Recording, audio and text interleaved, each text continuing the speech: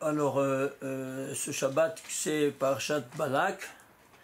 On doit terminer au moins ce qu'on a dit sur la Parashat Rukat, sur le commentaire d'un seul verset qu'on avait commencé la fois passée, pour prendre la suite.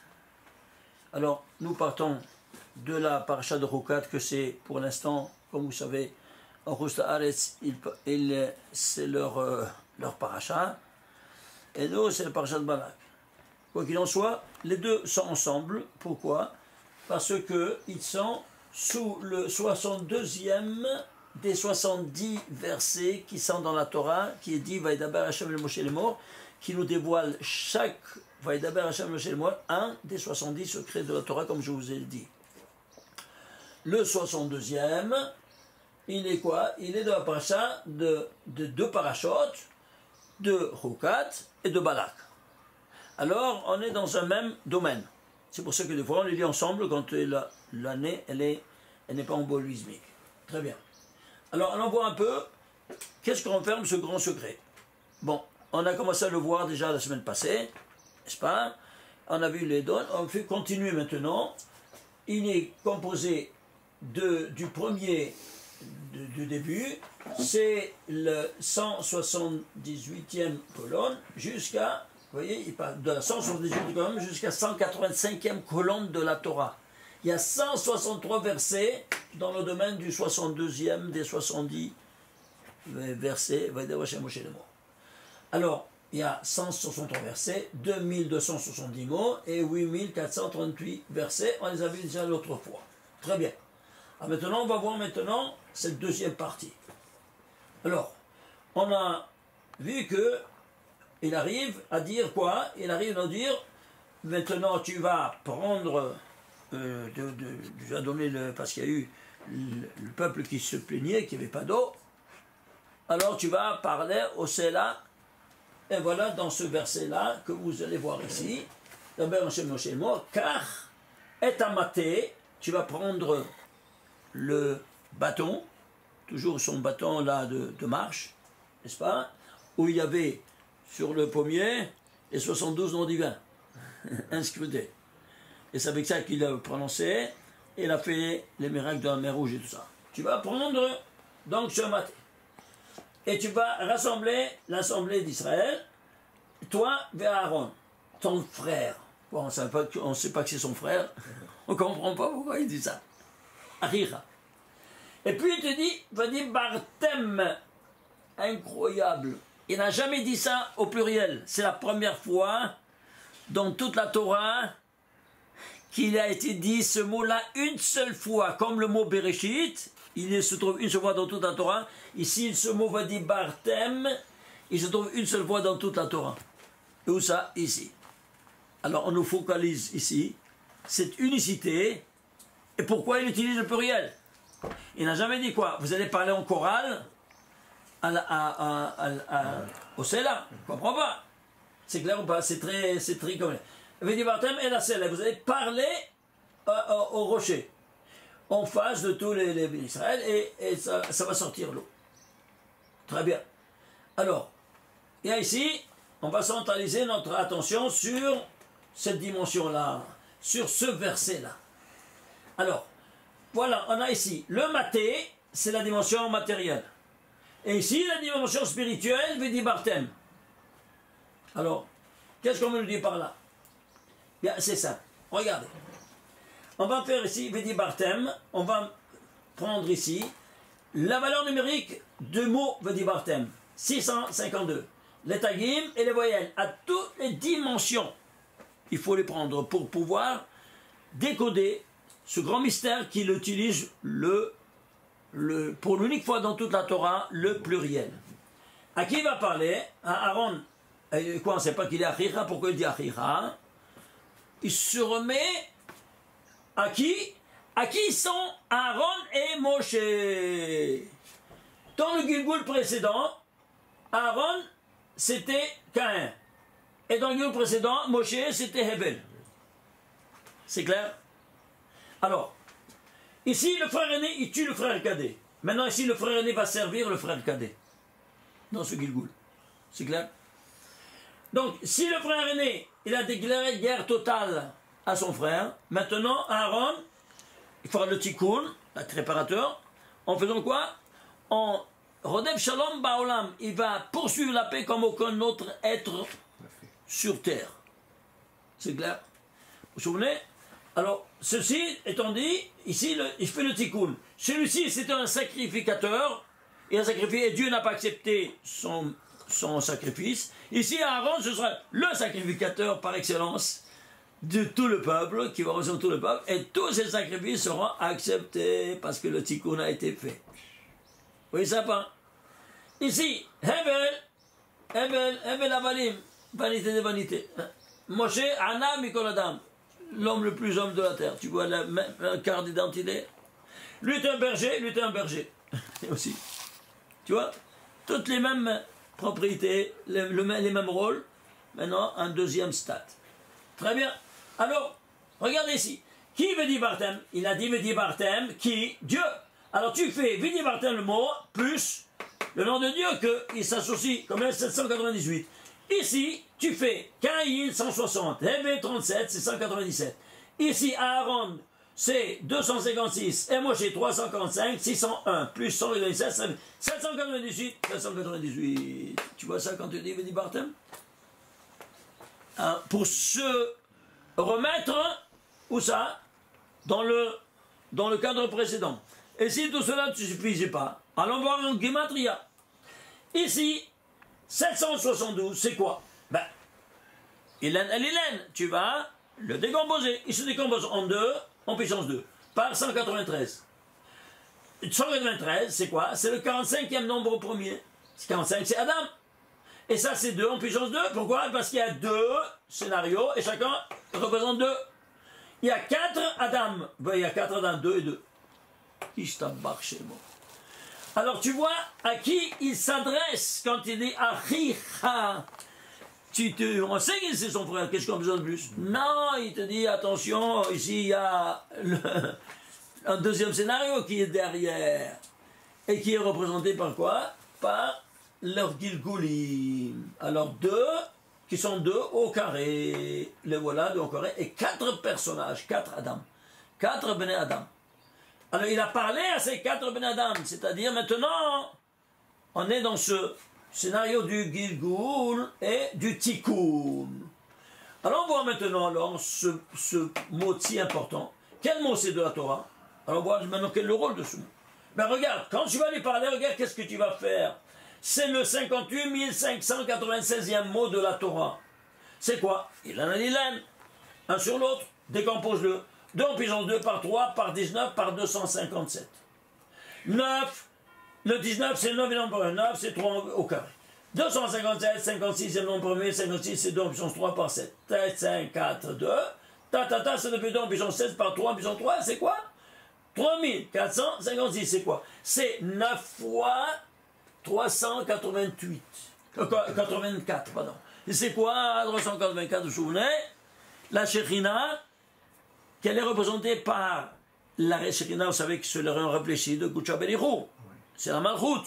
Alors on réfléchit, alors c'est quoi? C'est le nom de Dieu écrit à l'envers. Kevav, Keyud. Il se trouve dans tout le Tanakh 384 fois. Et fait le Tikkun, parce qu'il reçoit, elle est 9 fois, pourquoi? Parce que elle est illuminée par les 9 séphirotes qui donnent à la Malchut. C'est clair ou pas? Donc elle est animée par les 9 séphirotes qui lui donnent cette lumière. Et donc il est le rayon réfléchi. En d'autres termes, 9 fois 329, c'est autre aussi que 12 fois 288. Et alors, ben regarde maintenant ici, au niveau maintenant des lettres. La tête de ce mot-là, c'est le Vav, Vedibat. Quelle lettre c'est de la Torah? 247e lettre de la Torah. Décompose-le pour voir la racine. On décompose, ça c'est un très grand nombre premier, le 19 799e nombre premier. Eh bien, ça je peux décomposer. Oui, c'est décompose. 13 par 1523. 1123, c'est le 242e nombre, 242 c'est 2 par 11 au carré. 11 c'est 6 au carré. Et 11 au carré, c'est 6 au carré. Ça se décompose. Qu'est-ce que tu as? 288, Ishtabach chez moi, c'est quoi 288?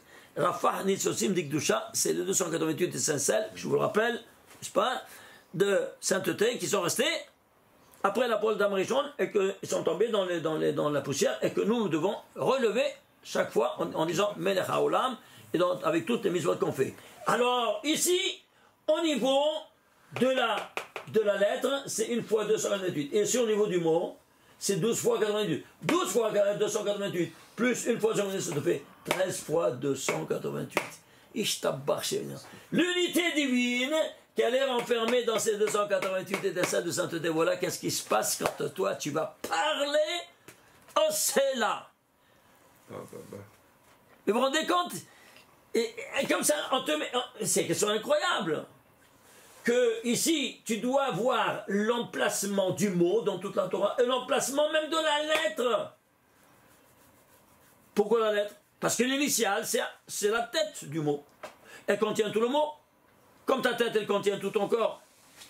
N'est-ce pas? Alors ici, c'est ça ce qui compte. Alors c'est pour ça que toujours, la tête, l'initiale, le Rosh et Tevot, ils ont un statut très particulier. Très bien. Alors on a vu ces dimensions-là, on a vu l'importance. Alors on va faire un zoom maintenant sur ce verset. Regardez. Alors il y a ici le côté matériel, amaté, et le côté spirituel, vedibartem. Combien de mots il y a entre le matériel et le spirituel? 1, 2, 3, 4, 5, 6. Ishtabar Shemo. Alors, ça c'est quoi? Alors, Hamaté, combien ça vaut? Lettres, tagim et voyelles? 59 plus 35 plus 62, ça te fait combien? 156, c'est 6 fois 26. Et ici, 1 fois 26. Pourquoi? Parce que c'est lui qui a pas dit ça. Le nom de Dieu 26. Donc ça, c'est le côté spirituel. 1 fois 26, qui est en parallèle au vecteur, dans le vecteur temps du Shabbat. Que c'est tout spirituel, tu n'as plus à faire, plus rien de faire de matériel. Et ici, 6 fois 26, le maté, on a dit que c'est la dimension matérielle. Et en combien de jours le monde a été créé? En 6 jours. C'est matériel ou pas? Voilà donc le maté, il réagit, il fait tous les miracles matériels. Mais ici, tu es arrivé au spirituel. Alors ici, tu ne dois que parler. Ah, si tu as agi, tu as mis le maté là-dedans, alors là, rien ne va plus. Alors là, la peine est extrêmement grave. Et c'est pour ça que ils ont dit, vous n'êtes pas rentré en Terre Sainte. Bon, il y a beaucoup de raisons, évidemment, mais ça c'est, Akash Baruch Hu, il biche et à Gizra Zoti, il a habillé ce décret par cet événement pour nous enseigner ça aussi. C'est-à-dire quoi? C'est-à-dire, ici il y a les 6 dimensions matérielles, ne pas mélanger avec la dimension spirituelle. Alors quand toi, tu parleras, tu vas me sanctifier devant tout l'âme Israël, comme ça, c'est écrit. Oui. Et pourquoi? Parce qu'on dirait que c'est toi qui a cassé le rocher, qui est Ilu. Mais on n'a jamais vu qu'un bâton il est plus fort que le rocher. On n'a jamais vu ça. Mais tout de même, c'est clair. Alors ici, il fallait que parler. Vous comprenez maintenant? Alors ici, qu'est-ce qu'on va voir?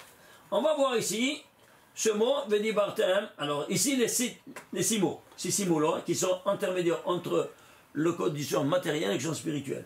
Combien ça vaut? Le voilà, la gematrie des 6 mots, c'est 1338. Le tagim, 112. Et les voyelles, 284. Chacun il a sa signification spectaculaire. Mais on ne peut pas expliquer tout, malheureusement. Alors, qu'est-ce qu'on a? Si vous voulez, je peux vous le dire quelque chose comme ça en vitesse. 112. 112, c'est quoi? C'est le nom de Dieu entier, intègre. Et Abok, c'est quoi? 26, le nom de Dieu de Rahamim. Et 86, le nom de Dieu de rigueur. Ça, c'est le couronnement de ces 6 mots. Et 284, c'est quoi? C'est quoi 284? Eh bien, c'est dans tout le récit des 7 jours, le nom de Dieu 26, qui est la spiritualité, n'est-ce pas, l'âme qui a été injectée dans le corps du golem et qui lui a donné une âme, c'est quoi? Le nom de Dieu 26. Eh bien, c'est 284 fois dans tout le récit des 7 jours, codé, on ne voit rien du tout, 0 fois écrit en entier, et 224 fois codé. en seaux réguliers de lettres. C'est clair? Alors, tu vois ici, ça c'est 224. Le total, c'est 1734. C'est quoi? C'est 6 fois 17 au carré. Ouais. C'est quoi 17 au carré? 17, on ne sait pas c'est quoi 17. On va chercher le premier mot qui m'a 17, tu vois, c'est Tov. Et pourquoi au carré? Parce qu'il s'est écrit au 49e verset de la Torah, et Dieu a vu que l'Otov et Yot Adam Levado, il n'est pas bon à l'homme d'être seul, faisons la femme. Donc, lui, il est 17 de Tov, mais seul, il n'est pas solitaire, c'est pas bien, avec la femme. Alors, la femme, elle est, de là, on sait que la femme, c'est le Tov. Parce que le Tov, il n'est pas bon à l'homme d'être seul, alors faisons-lui, alors, elle, c'est le Tov. Alors, Tov au carré, l'homme et la femme, c'est 17 au carré. Tu vois? Et voilà qu'ils ont été créés au sixième jour. C'est pour ça que Am Israël, il se trouvera dans le récit des 7 jours. Toujours, c'est l'ADN de toute la Torah, les 7 jours. Le récit des 7 jours, il y a 1815 lettres. Et il y a le nom d'Israël codé à 3 reprises. En sceau de 232, en sceau de 232, si je l'ai ici, le voilà. Vous voyez, tu prends Bereshit, tu prends la 13e lettre de la Torah, Yod, tu comptes 232 lettres, ça donne Israël. Ici, en sceau de 50, qui vaut Shabbat, Mikol Marto dans le récit du Shabbat, le Yod, tu fais un saut en arrière de 50 lettres, tu as Israël. Et le troisième point, Yod, le Yom HaShishi, le Yod HaShishi, 7 lettres, ça donne Israël. Alors, 232 plus 50 plus 7, ça te fait 289 égale 17 au carré. Incroyable. Donc, ce sont des constantes mathématiques qui font le déroulement de toute l'histoire. Vous vous rendez compte? À travers ces paramètres-là, tu comprends comment l'histoire va se dérouler. Vous vous rendez compte? C'est incroyable ou pas? Et donc le tout pirouette autour de ce Tov qu'il est incarné dans Am Israël. C'est clair? Alors c'est pour ça que, je peux vous dire comme ça en passant, tu prends la 17e paracha de la Torah, qu'est-ce que tu as? Trop. Parachat Yitro. Les 10 commandements sont donnés dans la Parachat Yitro. 17e, tu vois, c'est pas Tov. C'est pour ça qu'il est car Tov, Natati lachem Torati al ta'azovu. La Torah, elle est définie de Tov, la source du Tov. Et alors, dans les 17 commandements, dans les 10 commandements, il y a 17 commandements. En détail, il y a 17. 14 et 3. 14 et 3.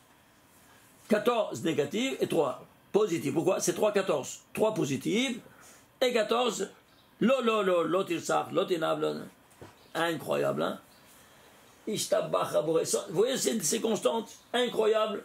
Alors ici, on est arrivé ici à décoder quoi? Ce 6 fois 17. Très bien. On apprendra maintenant le verset. Ce verset-là, lequel est-il? C'est 4317e verset de la Torah. Hélène à l'Hélène décompose 3 fois 1439. 1439, c'est le 229e nombre premier. 229, c'est 51. Il y a un nombre premier. 51, c'est 3 fois 17. Donc 3 par 3, ça fait 9 fois 17. De nouveau, c'est 9 fois 17. Ishtabach Shemo. C'est-à-dire quoi? Ce Tov qui sera donné par les 9 séphirotes à la Malchut, qu'elle soit illuminée par ces 17. 9 fois. 9 fois 17. Un qui donne, l'autre qui reçoit. Et si tu as la racine de 17, c'est le 8e nombre premier. Et 8, c'est 2 en puissance 3. Et ça, c'est 3 en puissance 2. Très bien. 9 fois 8, 72 de Shema Mefourash qui ressort. Ishtabach Shemo. Incroyable. Alors maintenant, ici... Comment vous trouvez le 9 et le 8 et 72 à partir Regarde ici. Ici, c'est 3 fois 3, 9. C'est ici. Et ça, c'est 17. 9 fois 17. On a vu que c'est 17, oui, non? Ok. On a vu ici que ici, c'est 6 fois 17 au carré. Et ici, c'est 9 fois 17. Très bien. Et 17, tu peux le décomposer. C'est un nombre premier, lequel? Le 8e nombre premier. Le 8, c'est 2 en puissance 3. Plus à la base. Et ça, c'est à la base. 9 fois 8, 72. Shema Mefourash. Par les nombres premiers. Incroyable. Alors, le Shem Forêt qui sortait de la bouche du Kohen Gadol, l'unique fois dans l'année, par miracle, n'est-ce pas, à Yom Kippourim, quand il ouvrait sa bouche, tout le peuple cantait Shom'im, Shem Forêt José, Mipim, Shel Kohen Gadol, Koreum, Mishtachabim, Omrim, Baruch, Shem, Kevod, Malchuto. C'est là qu'il y a le lien entre le 72 Shem Meforach et le Dibartem, parce que c'est dans le même verset. Voilà, tu as compris maintenant? C'est ça. Le Shem Meforach qui sont par le Dibartem et la Sela. Sela, c'est tout. C'est pour ça qu'il devait parler maintenant au Sela. Sela, c'est Maïm. Ah, c'est clair? Il fallait sortir le Maïm du Sela. Voilà. Alors maintenant, ici, on voit ici que ici c'est dans quel paracha là? Paracha de Hukat. Hukat ou pas? Hukat. Ouais. Bah ouais. Hukat. On l'a fait la semaine dernière, quatrième. Alors, Hukat. Alors c'est quoi Hukat? C'est un hok. C'est-à-dire une loi. Alors faisons zoom sur la notion de loi. Hok. Combien de fois il y a ici les lettres Hok dans toute la Torah? Ensemble. Le Chet et le Kouf. Le Chet et le Kouf ensemble. Je les ai trouvés 251 fois Hok. Chet Kouf dans cet ordre. Pourquoi je traduis en 250 lettres? C'est Aaron. Aaron, c'est quoi? L'arche sainte. Ishtabach Shemo. Qu'est-ce qu'il y a dans l'arche sainte? La Hakim ou le Mishpatim. Les lois divines. 251, Aaron. Aaron. Et à l'envers, le Réen réfléchit, écrit à l'envers, Kouf Het, c'est 414 fois. Pourquoi 414? Parce que 414 c'est 2 fois 207. 207 c'est quoi? Gematria Or. Et pourquoi Or 2 fois? De Or Choser. Et c'est quoi Or Choser? Réen réfléchit. Un Réen réfléchit, c'est quoi? C'est la Malchut. Ah si c'est la Malchut c'est le Shabbat au niveau temporel. 700. Et comment tu sanctifies le Shabbat? Par 2 attitudes. C'est pour ça qu'il y a deux lumières qui vont se dégager de ce roc écrit en Réen réfléchi qui représente la 414 et Rock, Rabbi. Hein? 414 et Rock, comment vous le trouvez? Mais il y a 414 fois roc à l'envers dans toute la Torah. À l'envers, oui, d'accord. Le total, alors, Ça marche. c'est clair? Alors ici, est-ce qu'on a aussi? Alors, c'est quoi 207? 207 c'est 8 fois 23. C'est quoi 8 fois 23? Cette lumière-là, toi tu es créé à l'image et ressemblance divine. Donc toi tu réfléchis, toi tu es ici là maintenant. Tu es une lumière réfléchie. À ces deux mains réfléchies, tout ton patrimoine génétique, il est renfermé dans quoi? Dans 23 paires de chromosomes. Oui ou non? Et cette lumière, elle va se dévoiler à toi seulement quand? Au 8e jour. Au 8e jour, cette lumière se dévoile à toi. Comment? Eh bien, à travers le Brit Mila au 8e jour. Et la femme, au 8e jour, elle va et plonge au mikvé, Dieu se dévoile à elle dans sa pureté. Et sinon, pas du tout. Tu piges maintenant? Et c'est pour ça que quand, après 120 ans, on va honorer un défunt, qu'est-ce qu'on lit? On lit le 119e chapitre de Teilim, qu'il est rédigé en 176 versets. Et comment il a écrit David Ameller ce verset-là, ce chapitre? Il a écrit 8 fois 22, c'est-à-dire la lettre Aleph, elle commence les premiers 8 versets. La lettre Bet, de 9 jusqu'à 16. Et de 17 à 24, c'est le Gimel, et ainsi de suite. Et pourquoi? Parce que on va lire maintenant devant ce défunt-là son nom. En prenant ces 22 lettres et en disant son nom, il s'appelle Moshe, tu prends le même, 8 fois le Shin, 8 fois Hey, 8 fois Ben, et la même chose. Ben, on dit le nom, et puis Neshama. Et pourquoi? Parce que on loue cette Neshama qu'elle n'a pas profané ce Brit Kodesh qu'elle a conclu avec son créateur au 8e jour. Ainsi, c'est une femme qui n'a jamais eu une relation avec son mari tant qu'elle n'a pas été au mikvé au 8e jour. Ishtabachemo. Toi, ça, personne ne sait, on fait ça comme des perroquets. C'est pour ça que c'est fait en 8. Hein? C'est pour ça que c'est fait en 8 versets. C'est pour ça que c'est fait en 8 versets. Pour cette raison. Et évidemment, ils voyaient tous ça, là. Ils savaient. Parce que ce n'est qu'au 8e jour que Dieu se dévoile. Pourquoi au 8e jour? Dis le soir, reçois-toi le Shabbat une fois dans ta vie, et moi, je me dévoile à toi. Ah, pourquoi? Parce que c'est la Shekhina, le Shabbat. Alors, tu le reçois dans ta vie, je me dévoile aux gosses. Alors, forcément, au 8e jour, tous les gosses ont passé un Shabbat dans leur vie. La même chose pour la femme. Mais la femme, c'est autre chose. Parce qu'il va avec la lune, quoi qu'il en soit, c'est toujours le 8e jour. Alors, c'est pour ça que tu vas voir que Dieu se dévoile en Israël à Parashat Shmini, Parashat 8e. Où elle se trouve? C'est la 26e Parashat de la Torah. Elle s'appelle Parashat Shmini. Pourquoi? C'est le 26 qui se dévoile au 8e dimension, au 8e jour de l'inauguration. Et le Kohen, il sera habillé, Kohen qui rentre dans le corps du Kodesh. Eh bien, lui, il est habillé avec, huit habits. Oui, il y a 4 en lin et 4 en or. Pourquoi 4 en or? Parce qu'il y a 4, c'est les Yud Kevavke en lin. Et 4 en or, c'est Aleph Dalet Nun Yud, parce que ça représente le nom de Dieu écrit. Aleph Dalet Nun Yud. Comment en or? Il y a de l'or. Des fils en or. Oui, des fils en or. Ok? Alors si c'est ainsi, tu as ici, Aleph Dalet Nun Yud, c'est quoi? C'est la Malchut. La Malchut, c'est la royauté. Donc l'or représente la royauté. Ah, mais ça rappelle le pot d'or que vous avez fait. Alors quand toi tu rentres dans le Kodesh Kodeshim, tu enlèves tous les 4 habits en or, et tu rentres seulement avec ceux du là, pour ne pas avoir un souvenir de ta faute devant moi. Tu piges? Vous comprenez ça ou pas? Le Kohen est habillé tous les jours en 8? Toujours en 8, sauf que quand il rentre dans le Kodesh Kodeshim, et seulement il les enlève. Ah, il met que 4. Oui, c'est clair. Chaque habit, il a une raison. On ne peut pas rentrer ici, parce que ce n'est pas le thème du jour. Alors, la prochaine fois, on va voir ça, dans les détails. Ici, retournons ici dans le Hok. N'est-ce pas? Hok, c'est la loi, une loi qui n'a pas de raison. L'ensemble des deux, 259 plus 414, ça te fait 665. C'est quoi 665? Eh bien, 665, c'est quoi? C'est dans les 5 fois 7 fois 19.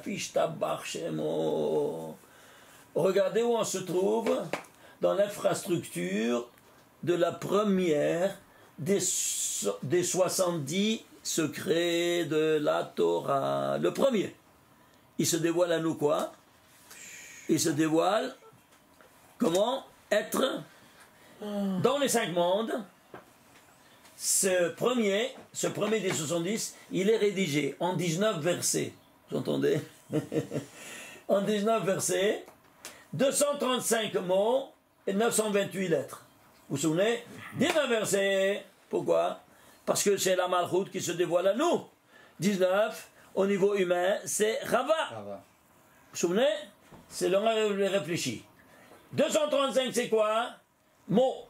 Ça représente au niveau toujours astrophysique, à la Lune, qui dans un cycle de 19 ans, tu dois calculer 235, il y a 235 mois, à condition de faire introduire 7 années bissextiles, n'est-ce pas, de 13 mois. Alors, 12 mois par 12, ça fait 144. Plus 7 années par 13 mois, ça fait 91. 144 plus 91, combien ça te fait? 235 mots. On parle ici de quoi donc? Ici, de ce que est représenté au niveau astrophysique, la Malchut par la Lune. C'est pour ça que nous devons sanctifier la Lune chaque fois qu'elle se renouvelle parmi nous. Parce que c'est la Malchut. C'est clair ou pas? Et 928, c'est quoi? C'est 4 fois 232. Ishtabbar chez Mosouné. L'origine métaphysique dans les 4 mondes, 232 le total. On les a vus plusieurs fois. Alors, ceci étant dit, on voit ici, quoi donc?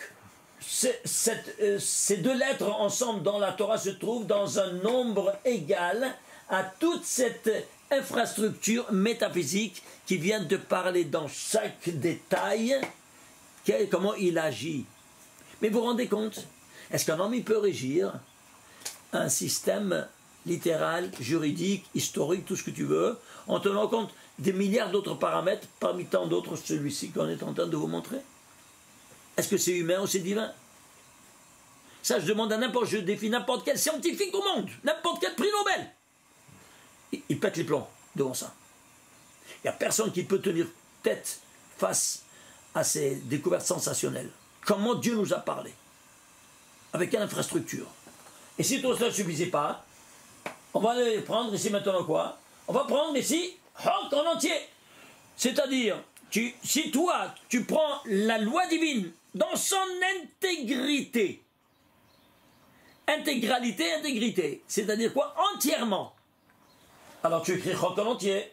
Regarde ce qui se dévoile à toi. Donc, Het et Kouf. Tu écris en entier maintenant les lettres. Het et Kouf. 604. 604 c'est quoi? C'est 4 fois 151. Dans les 4 mondes, 151 c'est quoi? Mikvé. Eh bien ça te purifie en prenant cette loi dans son intégralité, que tu vas l'observer. 604 eh bien, c'est quoi? C'est 4 fois. 604. Oui, mais La lettre ça fait 4 Het fois et Kouf en 151. entier. Het en entier et Kouf en entier. Et ça fait 4 fois 151. 604. C'est 4 fois 151. 4 dans les 4 mondes. Atzilut Bela Tzia. Mais la purification, quand toi tu observes une loi que tu ne comprends pas. Pourquoi? Parce que ça vient de décret divin. Ça fait 418. Il faudrait presque, puisque la Shemona Esrei et la prière, elle est basée sur les 4 mondes, Ouais. assis à la prière. Il faudrait presque faire un mikvé à chaque fois qu'on passe le monde. Ça Toi fait tu 4 fais, mikvés dans le quand charbon. toi tu fais, tu observes le roc, c'est comme si tu étais en mikvé. Tu entends ça? Quand tu prends le roc, Tu purifies, prends le roc, observe-le. Alors comme tu t'es purifié, ça te purifie. Vous comprenez? Alors ceci étant dit, sur ce schéma-là, Israël se trouvera. Vous voulez voir? Regardez par exemple. Si vous prenez ici le premier, Bereshit bara Elohim, le premier Elohim, il y a un Yod, oui, c'est la 13e lettre de la Torah en plus.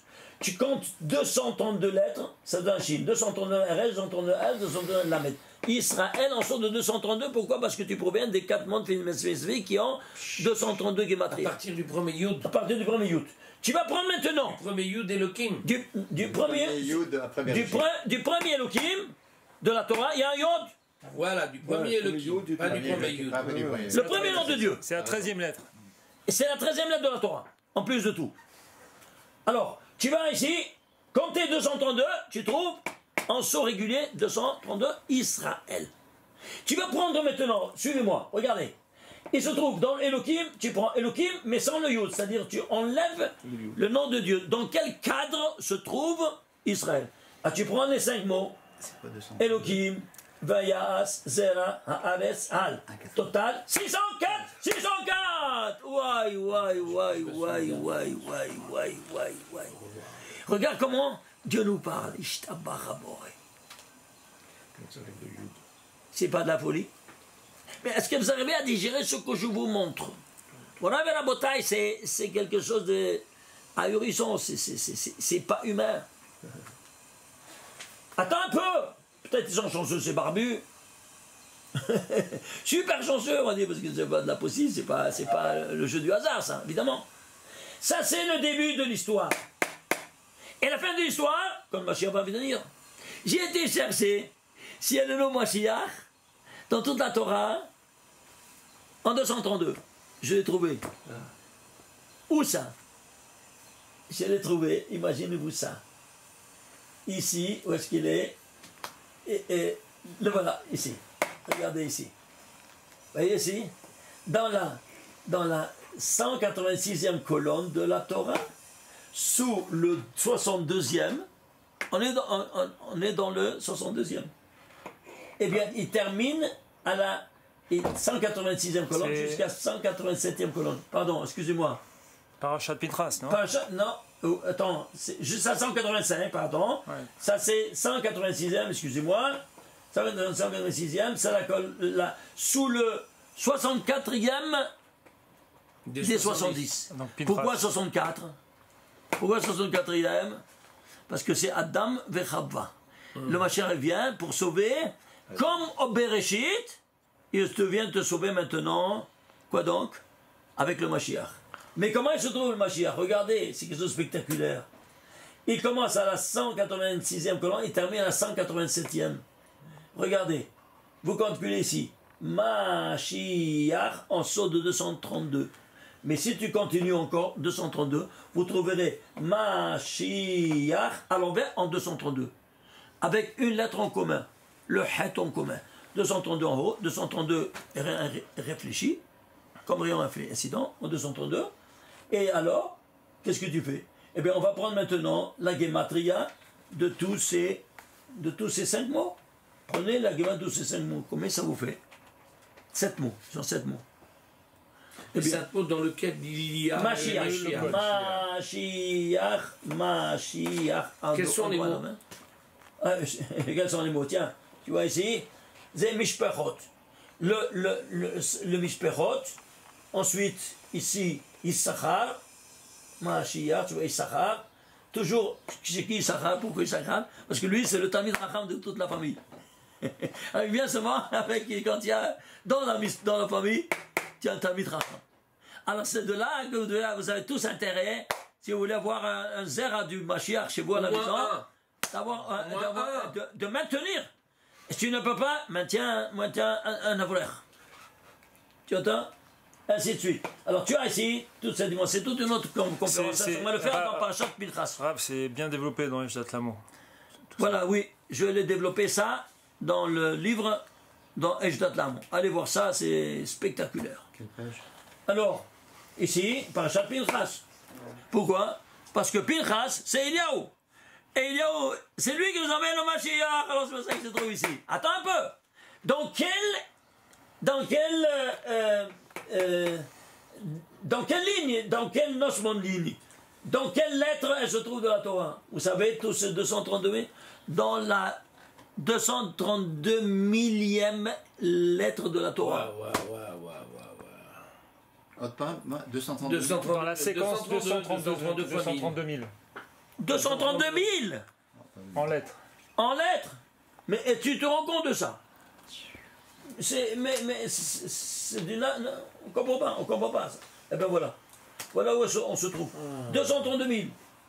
Et attends un peu. Tu vas prendre ces 7 mots. Combien ça te fait? Ça te fait 4441. Et alors? Tu peux diviser? Non. Un nombre premier. 4441.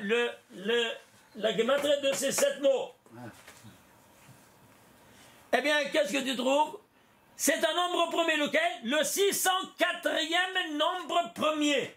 Donc, du début ici, le départ, c'est 604. Ça, c'est en chiffre normal. Et ici, en nombre premier. Caché du caché du caché. Ça, tu ne vois rien du tout. Ici, c'est Mashiach, ouais, c'est caché du caché du caché.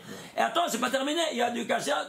Regarde combien de couches tu dois enlever, creuser, pour aller trouver quoi? Finalement, ce 604, comme le point de départ, le point d'arrivée. Un nombre premier. Un nombre premier.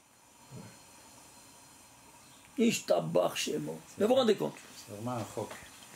De nouveau Shahok. Tu vois Shahok? Le voilà. Alors voilà ici. Ça c'est Israël, 622. Ça c'est les 7 mots. Les voilà, les 7 mots. Vous voyez ici? Mishpachat, Issachar, Ephraim, Mishpachat et Mishpachat 3 fois. Au début, au milieu et à la fin. Et il y a toujours ce qui est continu. Mashiach et Mashiach. Le total, 4421. Et ça, c'est la série 2232 000 lettres. Et ça, c'est le 604e nombre premier. Ici, un nombre premier. Ici, un nombre premier à la fin. Et le départ en nombre normal. Et tout vient de ce roc. Et vous vous rendez compte de ça? Où termine toute l'histoire? Ben ici, quelle colonne? 187e colonne. Pourquoi 187? Parce que 187, c'est autre que 11 fois 17. Où est là son départ? Ici, 186. C'est quoi 186? Ben c'est simple, regardez ici. 186, c'est Yud au carré par He au carré par Ba par He au carré. Yud au carré, ça fait 100. He au carré, 5 fois 5, ça fait 25, 125. Vav au carré, 36. 125, 36, 161. Et He au carré, 25. plus 25, ça fait 186. Donc le départ, c'est quoi? C'est le nom de Dieu au carré. Pourquoi au carré? La vitesse de la lumière, dans la formule de la relativité, elle est E égale mc2. La vitesse de la lumière, elle est au carré. Et ça, c'est la source de toute la lumière. Eh bien, elle est au carré. Ishtabar Shemo. Alors, ceci étant dit, qu'est-ce qu'on a ici? On a encore un dévoilement ultérieur. Lequel? Le 11-17. Il termine toute l'histoire dans la colonne 11-17. Jusqu'au 64. Ici, commence le 65e. Donc ici, il termine, vous voyez ici? Ici, il termine le 64. Ici, là, voilà. Ici, ça, tout de suite après, il y a le 65e des 70. Alors, ceci étant dit, 11-17, c'est quoi? Une autre des constantes mathématiques qui régissent l'univers. 11 et 17. Ah, 11 plus 17. 11 et 17. 11 fois 17. C'est deux chiffres. 11 Alors, multiplié par 17. Oui. D'accord. 11 fois 17, c'est 187. 11 et 17, c'est deux chiffres. Alors 11-17, le couple 11-17, c'est une constante mathématique qui va régir toute l'histoire et le déroulement de tout. À tous les niveaux, au niveau temporel, spatial, matériel, au niveau métaphysique, au niveau physique, au niveau humain, au niveau astrophysique, à tous les niveaux. Vous voulez voir? Oui. J'en apporte quelques exemples. Attendez, n'allez pas trop vite. 17, c'est le, Alors, 17, c'est le tov et 11, suivez-moi. C'est les antécédents. Au niveau temporel, c'est l'étincelle. niveau temporel, on va prendre maintenant ici les 6 jours profanes à part, et après le Shabbat à part. Les 6 jours, tu vas prendre le nom, qui est la signature de chaque jour. Alors, le nom, la signature, c'est Chotama de Kucha Bericho. Alors, tu prends le nom et renferme tout le jour. Le premier nom du premier jour, Echad. Tu fais la Gematria. Le deuxième, Sheni, 360. Shenishi, Revi'i, Hamishi, Hashishi. Le total des lettres 2298. Ici, tu vas prendre les tagim et les voyelles, parce que si tu ne prends pas tous les 3 dimensions, tu es en dehors de la plaque. Tu n'as même pas encore commencé. Alors, tu fais le total des lettres et tagim voyelles, ça te fait en total, ici, 2805. C'est quoi 2805? C'est 5 fois 11 fois 17, plus 10 fois 11 fois 17. Pourquoi 5 et 10, ça parle? Parce que, vous vous souvenez, la Horma, c'est le papa, 10. Il est animé par le Yod. Et la Bina, la maman, c'est Hey. Alors, ça c'est au niveau de Kabbalah. Alors, la maman, elle se multiplie par 11 fois 17, plus le papa, 10 fois 11 fois 17, ça te fait combien? C'est 15 fois 11 fois 77, ça te fait combien? 2806. Ishtabach Shemo. C'est-à-dire la valeur numérique de tous les 6 jours. Avant, dans les 3 dimensions. Lettre, tagim et voyelle. On va prendre maintenant le Shabbat. Shabbat à part, oui ou non? Parce que ça c'est profane, ça c'est à part. On va prendre le Shabbat. Shabbat c'est le 7e jour. 7 c'est quoi? Zain. Eh bien, écrit dans sa totalité. Zain, malé. Zain c'est quoi? 67. Aïe, aïe, aïe, aïe, aïe, aïe, aïe. Suivez-moi, attachez vos ceintures. 67, c'est une autre des constantes mathématiques. D'où elle vient? Par le Zain, malé. Zain dans son intégralité. C'est pour ça que David Ameller, il va mettre l'unique psaume écrit en forme de 67e en forme de menorah. Quoi? Le 7. Chandelier à 7 branches. Tous les secrets seront enfermés là-dedans. Ça, on ne peut pas rentrer ici parce qu'on savait, on écrit plusieurs livres. Ça y est, c'est pas une conférence. Ah, c'est pas une conférence, c'est ça. Alors, 67, on va prendre 67. Traduction de 67, c'est quoi? C'est Samer Zain, 60 plus 7. Oui, non? Alors tu vas prendre 60 plus 7 en entier. Samer, vous voyez, ici, ici. Vous voyez ici? Alors, Samer en entier, 120. Zain en entier, 67, ça fait 187. 187, c'est quoi? C'est 11 fois 17, c'est 187. Donc, soit, ici, les jours profanes, c'est 11 fois 17, 15 fois. Soit ici, 11 fois 17. oui, et soit ici, le Shabbat, il est 1 fois 117. 15 fois 117, plus 1 fois 117, 1 fois par 17. Non, ça fait 11 fois 117. 11 fois 17. Non, ici, 15 fois pour le Chol. Ok. Et 1 fois pour le Shabbat, ça fait 16 fois 11 fois 117. Et c'est quoi 16? L'épée du Créateur qui va trancher. Harabo. Harabo c'est la Kodesh Baruch Hu qui va trancher dans ces dimensions de 11 fois 17. Pour ton bien. Alors, ça c'est au niveau temporel. Au niveau spatial. Au niveau spatial, le Beth Amikdash, d'un côté à l'autre, ça c'est le Beth Amikdash, ça c'est la cour, ça c'est le Beth Mizbeach, et ça c'est le Shara Nikanor. Et il y a les 15 marches qui montaient. D'ici à là, il y a 187 amas. C'est-à-dire 11 fois 17. Là c'est la résidence du Beth Amikdash. De quel endroit à quel endroit? Jérusalem. Du mur périmétral externe au mur externe, ici après le Mizbeach, c'est-à-dire jusqu'à Shara Nikanor. Parce qu'ici, il pouvait rentrer, imaginez-vous ça, ici, d'ici, de ce mur jusqu'au Mizbeach, il y a 22 amas. Et ici, ils seront repartis en deux. Il y a ici une ligne rouge, 11. Toujours ce 11. Ce 11, tu arrives, les bénis Israël peuvent rentrer. Après, ils ne peuvent plus rentrer. Après, ce sont les Lévim et les Kohanim qui peuvent passer. Donc, toujours ce 11-là qui est la ligne de deadline. La ligne rouge. Et c'est toujours 11-17. Vous vous rendez compte? Alors, ça, c'est au niveau spatial. Au niveau matériel. Au niveau matériel, c'est 11-17. Alors, suivez-moi. Il y a une chose incroyable. Puisque 11-17, c'est une constante de la création universelle, voilà donc que Dieu, il va faire un pacte avec qui? Avec le sel. Il dit, chaque corban que tu vas m'amener, ça ne doit jamais manquer le sel. Pourquoi? C'est simple. Regarde ici. Chaque corban, dans Melach, tu vas le saler. Et jamais ça doit manquer. Melach, Brit, il a le Brit Elokecha. Le pacte de Dieu. Donc il a fait un pacte avec le sel. Mais Al Minchatecha, Al Kol Korbancha, Takriv Melach. Ça c'est, où ça? Tu vois ici, c'est dans la Torah, c'est dans le Vaïkra, le 2e chapitre. Et ici, ici ça a été effacé. Vous allez ici, c'est le 10e ou le 12e. On va voir plus tard. Parashat Vaïkra. Parashat Vaïkra, 2e chapitre. Alors, suivez. Qu'est-ce que c'est le Melach? La composition du Melach, c'est quoi? Chlorure de sodium. Chlorure de sodium, NaCl. Na, il a 11 électrons, c'est L, 17 électrons. 11, 17. NaCl. Cl. Na, c'est 11 et Cl, c'est 17. Na, il a 11 électrons, et le chlorure, il a 17 électrons.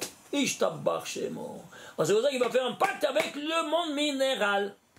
Alors, et pourquoi faire un pacte avec le monde minéral? Alors là, renferme tous les secrets de ce qu'on vient de voir. Quelle est la signification de 11-17? Pourquoi tu dois faire un pacte avec le sel? Pourquoi? Parce que Dieu a créé deux éléments les plus puissants, l'eau et le feu. Vient le Kliakar, il le dévoile. Les deux éléments, ils ne peuvent jamais subsister ensemble. Tu les mets ensemble, l'eau, il éteint le feu. Vous êtes d'accord? Mais il y a un élément qui fait la paix entre eux. C'est qui? Le sel. Comment? Le soleil, il fait évaporer les eaux de la mer, ça reste le sel. Et quoi? Tu vois que les eaux n'ont pas éteint le feu du soleil, et il existe toujours parce qu'il est à l'état gazeux. Il existe toujours. Alors, soit l'eau existe, soit le feu il existe, et grâce au qui? Au sel. Donc le sel, il a fait la shalom entre l'eau et le feu. Et c'est pour ça que ça ne doit jamais manquer sur ta table. C'est pour ça que ici, vous voyez, même ici, même quand on ne mange pas, tout ça, vous voyez ici, la salière, elle ne doit jamais manquer. Et pourquoi? C'est comme ça s'écrit, ça ne doit jamais manquer. Parce que c'est un symbole de quoi? De paix. Et alors moi je prends le pain. Comment tu dis le pain? Comment ça s'appelle? C'est quoi l'ehem? Ça vient de l'ohem, langage de guerrier. Tu sais combien de guerres tu as fait pour amener ce bout de pain sur ta table? Oui, à la sueur de ton front. Oui, tout le monde sait combien on a sué pour apporter ce bout de pain sur la table. Alors c'est un symbole de guerre. Quoi, je vais manger un symbole de guerre? Il faut toujours se battre pour avoir du pain. Voilà. Pour avoir de l'argent, quoi. C'est ça. Alors maintenant, écoute, tu vas prendre ce bout de pain. Étant donné que c'est un bout de pain, c'est un symbole de guerre. Tu ne peux pas le manger, toi, un bon symbole de guerre. Alors qu'est-ce que tu fais? Tu vas le plonger dans un mikvé de paix, que c'est le sel. Ça s'appelle melach. Lehem, ce sont les mêmes lettres de melach dans un autre ordre. Lehem, c'est 78, 3 fois 26. Tu le plonges dans un mikvé de 3 fois 26, mais qui s'appelle melach. Et alors tu convertis en paix. Alors ce n'est qu'alors que tu peux te nourrir. Tu donnes à ta femme, tu dois tromper 3 fois, donne à ta femme. Tu donnes à tes enfants 3 fois, et tu donnes à chacun 3 fois, et tu donnes à chacun. Pourquoi 3 fois? Parce que c'est 3 fois 26. Melach, c'est 3 fois 78, c'est 3 fois 26. Alors tu dois rappeler toutes ces 3 dimensions de miséricorde divine qui sont dans le Melach. Alors 3 fois 26 plus le bain, ça fait 6 fois 26. C'est 6 fois 26. Tu fais le tikkun du 6e jour que tu as mangé la hita avant le temps. 3 du sel et 3 du pain, ça fait 6. 6 fois 26. Et 6 fois 26, c'est quoi? Au 6e jour que tu as profané le nom de Dieu en mangeant la hita. Hita, c'est quoi? Le blé. Et qu'est-ce que tu as en main? Le blé élaboré. Et vous comprenez ça ou pas? La folie ou pas? Alors on comprend maintenant tout ça, pourquoi on doit faire ça chaque fois. Alors dans ces conditions-là, on a aussi le sel. Ça c'est au niveau, on a vu, temps, espace et matière. Rita 22. Et maintenant, Rita 22. 2 fois 11. Oui, parce qu'il y a 11 étincelles de bien et 11 étincelles de mal. Ah, oui. C'est pour ça que le 11, c'est un point de départ, le bien, les 11 étincelles de bien, qui sont représentés par les 10, suivez-moi, par les 10 séphirotes et le Or Makif qui les réunit. Alors, ceux-ci, ils sont dans le bien. Et qu'est-ce que tu as ici? Tu as dans le mal maintenant. Et qu'est-ce que dans le mal? Eh bien, tu vois ici, il y a quelqu'un, il a voulu faire une Shoah en un seul jour, qui c'est Haman à la tête de ses 10 enfants, les 11 étincelles de mal. Haman, c'est le père, c'est Or Makif, avec ses 10 enfants. Tu vois les 11 étincelles du mal? Comment ils agissent? Incroyable. C'est pour ça que Yud Aleph, tu écris en entier, Yud en entier, Aleph en entier, ça fait 131, c'est le nom de l'ange de la mort. Alors que dans la Gdusha, Yud en entier, ça provient quoi? L'initiale de Yud Kevavke. Et Aleph, c'est l'initiale de Aleph Dalet Nun Yud. Ça, c'est dans la sainteté. Ce qu'il y a dans la sainteté, dans la pureté, dans la même mesure, intensité. Et alors, comment vous trouvez dans la Gdusha? Tu prends les initiales du nom de Dieu, écrit et lu. Écrit, c'est Yud Kevavke. Et lu, c'est Amonai, c'est Aleph. À Yud et Aleph, tu écris Yud en entier, Aleph en entier, c'est 131. Oui. C'est le contrepoids du ange de la mort. Parce que ça, c'est dans la vie. Alors quand toi tu es dans la vie, tu mets en fonction la vie, la Kedusha. Ouais. Et si tu le fais pas dans la Kedusha, tu es dans la Touma. Tu appelles l'ange de la mort. C'est une des kavanas qu'on fait avec le Yud Kevavke et le Monaï à l'intérieur, non? Voilà, c'est une des kavanot, oui. Ouais. Alors vous comprenez comment ça fonctionne? Okay. Ça c'est temps, espace et matière. Au niveau juridique, tu as tout niveau. Bon, je prends quelques exemples. Au niveau juridique, c'est la Torah. La Torah, imaginez-vous ça. Elle a été répartie en 187 chapitres. 187, 11 fois 17. Mais, une minute, les chapitres, c'est pas nous qui les ont fait. Qui les ont fait? Le monde non juif. Alors ne viens pas m'accuser que je fais tes tarboulottes pour que ça te colle à 11 fois 17. C'est toi qui es venu, toi, non juif, sans savoir tout ça. Tu as fait une répartition selon quoi? Quel critère? Critère du pshat, des arguments. Ici, là, un argument, c'est là un argument. Selon le pshat, c'est sorti 11 fois 17. Ishtabbar Shemo. Tu vois ça? Au niveau, tout ça, ça part d'où ça? On a dit, comme dit Rabbi Shimon Bar Yochai, dans le Tikkun HaZohar, tout part du premier verset de la Torah. Ba'asra ma'amor nivra olam. Avec 10 verbes créateurs, le monde a été créé. 10 Pirkei Avot, 5e chapitre. Et kol asra ma'amarot, kelulim betocha ma'amar harishon. Et tous les 10 sont renfermés en guise d'ADN dans le premier. Lequel est-il? Premier verset de la Torah. Bereshit bara Elokim Hashem haaretz. Tu vas prendre le premier verset et tu vas voir, il y a des lettres faibles et des lettres fortes. Combien de lettres faibles il y a? Il y a 11 lettres faibles. Et combien de lettres fortes? 17. Il y a 28 lettres. 28 lettres dans tout le premier verset. 11 et 17. Alors, comment tu vas on connaît les lettres fortes et les lettres faibles avec les tagim? Avec les tagim. Pas de tagim, mais tagim. Les tagim, qui n'a pas de tagim, sont des lettres fortes. Elle n'a pas besoin de te renforcer. Qui n'a pas de tagim, sont des lettres fortes. Qui a des tagim, sont des lettres faibles. Alors, va compter combien de tagim ils ont, c'est 11 lettres. 17 tagim. Les 17 proviennent de tagim, proviennent de 17 lettres fortes. Et alors, ça fait 11, 17, devant 11 par 17. D'un côté comme de l'autre. Donc, depuis Bereshit, le 11-17, c'est un paramètre qui était dans la création. Non, mais on n'a pas une idée. Attends, ça c'est le début. Alors, le niveau historique. L'histoire nationale va commencer quand? L'histoire au niveau national. Au niveau national, elle va commencer par le kidnapping de Yosef. Oui ou non? Et qui c'est? Le 11e fils qui a 17 ans. 11-17. Yosef, 11e fils. Ishtabbar Shemo. Elle termine où l'histoire? Dans le Tanakh, l'histoire sainte. Avec qui? Un autre couple. Mordechai et Esther. Comment c'est? Mordechai et Esther. Mordechai et Esther, c'est 935. C'est quoi 935? C'est 5 fois 11 fois 17. Dans tous les 5 mondes. 11 fois 17, Ishtabbar Shemo. Mais vous vous rendez compte de ça?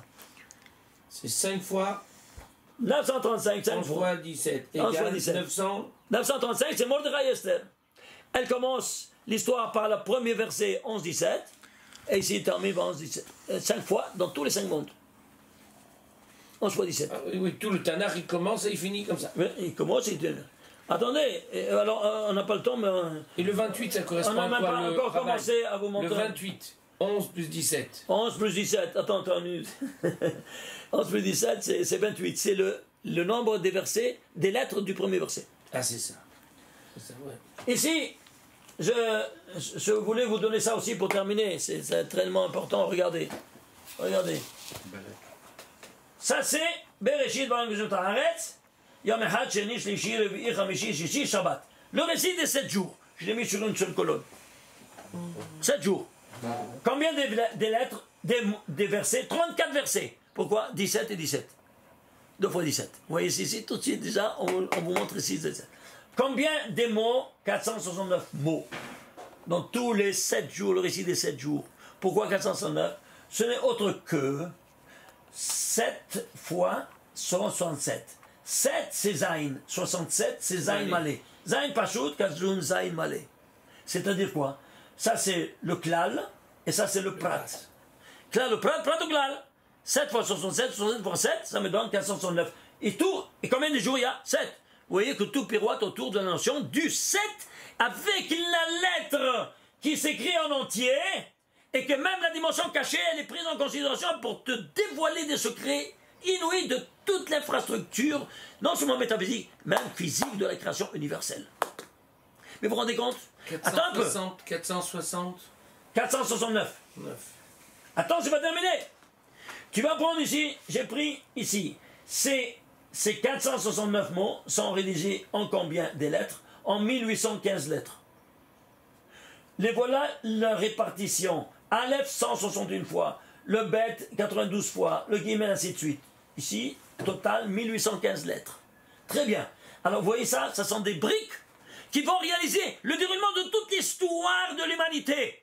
Vous entendez? Je vous dévoile ici des secrets énormes. Mais vraiment atomiques. Dans la paracha de Bereshit. Dans la paracha de Bereshit. Dans le récit des 7 jours. Regardez. Tu vas prendre maintenant, ici, tu vas prendre, il y a 2 lettres qui sont dans la même mesure de présence. 2 lettres seulement. Le Aïn et le Tav. Le Aïn 67 fois et le Tav 67 fois. Oh, on retombe ici dans le 67. Le 67 c'est quoi? Sa mère, Zayn. 187, 11 fois 17. C'est-à-dire, ce 67-là, c'est un leitmotiv. Et pourquoi se trouve dans les lettres Aïn et Tav? Aït, c'est le moment. Aït, Aïn Tav ensemble, tu le lis, c'est Aït, c'est quoi? L'instant. Et chaque instant, il sera animé par qui? Par le Créateur. Comment tu le sais? C'est simple. Tu vas prendre la Aïn cumulatif, puisque le vecteur temps il est cumulatif. 1 plus 2 plus 3. Tu vas de Alif jusqu'à Aïn, ça te fait 325. Et le Tav, de Aleph jusqu'à Tav, ça te fait 1495. Au total, 1820. Chaque instant, il est animé par tous les 1820 noms de Dieu qui sont rédigés dans la Torah en lecture directe. Ça, c'est chaque instant. Aïe, aïe, aïe, aïe, aïe, aïe, mais est-ce que tu te rends compte? Mais ça, c'est du cachet, du cachet, du cachet. Oh,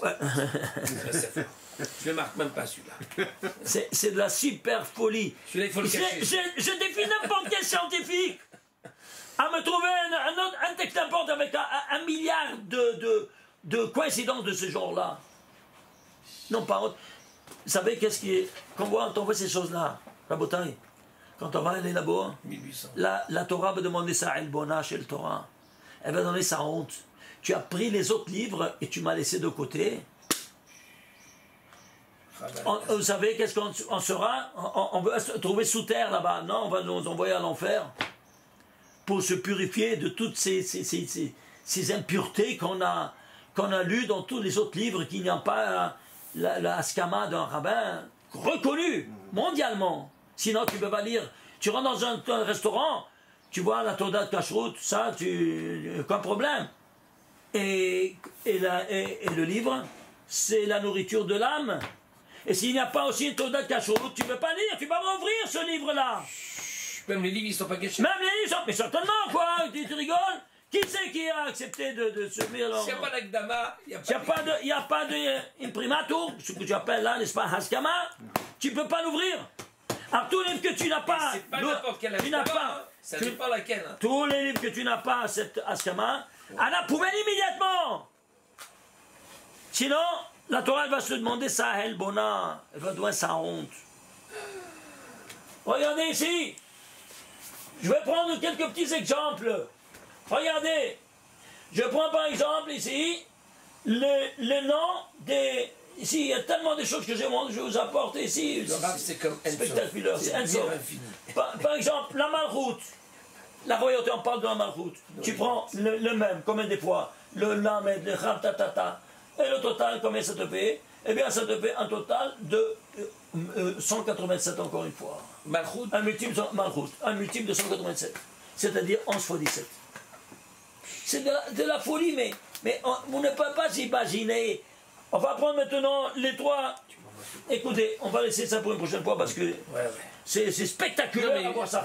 Les briques qui ressortent de ces 1815 lettres, vous n'avez pas les combinaisons. Je dis les briques, ce sont des lettres que tu vas maintenant combiner avec le nom de Dieu, le nom de Yud Kevavke, combien de fois je trouve Yud Kevavke, combien de fois le Shabbat, les Shabbat, et chaque chose. Mais il a maintenant un langage.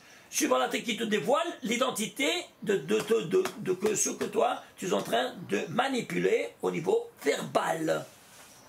À travers quoi? À travers ces briques de ce récit qu'on te raconte une histoire de la création, comment elle s'est déroulée, à tous les niveaux, normalement. Alors que derrière, oh là là là là là là, ça, il y a tout un livre, je suis en train d'écrire seulement sur cette page-là, seulement à travers ces briques-là. Baruch Adonai, La'olam, Amen, Amen, Amen, Shabbat Shalom, Umevorach. Rabbi.